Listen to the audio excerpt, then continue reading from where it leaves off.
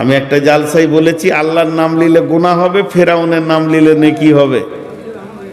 কে মধ্যখানটা কেটে ওটাকে এডিট করে ছেড়ে দিয়েছে ইউটিউবে, যে নূর মোহাম্মদ বলেছে আল্লাহর নাম নিলে গুনাহ হবে, ফেরাউনের নাম নিলে নেকি হবে। বিহার থেকে এক আলিম আমাকে ফোন করছে, ভাই এটা কি ধরনের কথা আপনি বলেছেন? তো আমার সন্দেহ হচ্ছে যে নিশ্চয় আগে পিছে কোনো কথা বলা আছে। আজকে আপনাদেরকে বলছি, ফেরাউনের নাম যদি নেন তো নেকি হবে, আল্লাহর নাম নিলে গুনাহ হয়ে যাবে। অথচ আল্লাহর নামের জিকির করা যাবে, ফেরাউনের নামে কোনো জিকির নাই। এবার বলেন, কোরআনে আছে বিসমিল্লাহির রহমানির রহিম, ইযহাব ইলা ফিরাউনা ইন্নাহু তাগা। হে মুসা, তুমি ফেরাউনের কাছে যাও, সে বড় বেঈমান। তাহলে আমি কোরআন তেলাওয়াত করতে করতে ফেরাউনের নাম এলো, আর ওইটা যখন বলবো তখন আমার কাছে 40টা নেকি লেখা হয়ে যাবে, একটা অক্ষরে 10টা নেকি। ফারা আইন ওয়াও নুন, এখানে 5টা নেকির শব্দ রয়েছে, 50টা নেকি আমি পেয়ে গেলাম। তাহলে এটা কি ফেরাউনের দাম? জি না, এটা ফেরাউনের দাম নয়, এটা হলো এই কালামটার দাম। কালামের ভিতরে ফেরাউনের নাম এসেছে, এর জন্য নেকি হয়ে গেল। কিন্তু আবার কোন লোক যদি গানের মঞ্চে একবার বাংলাদেশের সিনেমা দেখবেন, নাটক দেখবেন, বলবে সুবহানাল্লাহ, আলহামদুলিল্লাহ, ইন্নালিল্লাহ। কদিন আগে শাহরুখ খানকে নিয়ে তোলপাড় চলছে, কয়েক জায়গায় শাহরুখ খান বলছে মাশাআল্লাহ।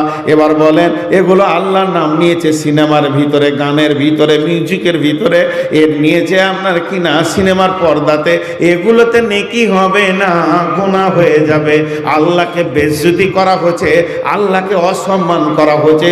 ঢোল মিউজিকের ভিতরে নাম নিয়ে আল্লাহর ইজ্জতকে খর্ব করে দেওয়া হচ্ছে। এর জন্য এই বেঈমানদেরকে কিয়ামতের মাঠে হিসাব লাগবে। এত পবিত্র নামটা কেন এত নোংরা জায়গায় নেওয়া হবে? অতএব বন্ধুরে, আল্লাহ এমন একজন, আপনি যদি তাকে হৃদয় দিয়ে প্রেম করেন, আল্লাহ আপনার মহব্বতে জড়িত হতে রাজি আছে। তাই আমার আল্লাহ বলছেন, ফাযকুরুনি আযকুরুকুম, তোরা আমাকে স্মরণ কর, আমি তোদেরকে স্মরণ করব। মান ক্বালা লা ইলাহা ইল্লাল্লাহ দাখালাল জান্নাহ। আল্লাহ বলছে, কেউ, নবীজি বলছেন, কেউ যদি লা ইলাহা ইল্লাল্লাহ বলে, সে জান্নাতে চলে যাবে। তো ঢোলও তো লা ইলাহা বলছে, তাবলাও তো লা ইলাহা বলছে, ব্যঞ্জন, ফুলট আর সব জান্নাতে থাকবে, সব জান্নাতে থাকবে ঢোল তাবলাগুলো?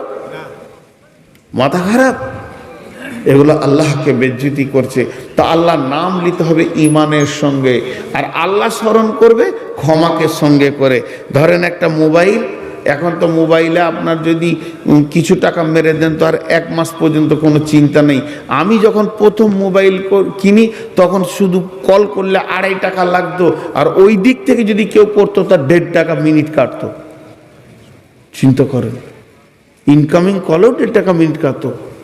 তো মোবাইলে ধরেন আমার কাছে 65-70 টাকা ব্যালেন্স আছে, মেন ব্যালেন্স থেকে আমার বিবির সঙ্গে কথা বলছি, 65 টাকা ব্যালেন্স দেখলাম, এর শুরু করলাম, কেমন আছো, কি খেয়েছো, কি রান্না করেছো, আজকে কেমন ছিল, কাল কেমন ছিল, এই কেমন কেমন কেমন কেমন গল্প করতে করতে 2-5 মিনিট, 10 মিনিট, 15 মিনিট চালিয়ে যখন ওটাকে রাখছি, তখন ঠিক করে একটা মেসেজ এলো, বলছে তোর আর আছে 3 টাকা। এখন 63 টাকাটা 3 টাকা কেন হলো? এখন যদি আপনি জিজ্ঞেস করেন 60 টাকাটা কোথা গেল, এর প্রশ্নের উত্তর কি হবে? বলে প্রেম যমুনায় ভেসে গেল। বিবির সঙ্গে গল্প করতে গিয়ে উড়ে গেল 60 টাকা কোন দিকে, বুঝতেই পারলাম না।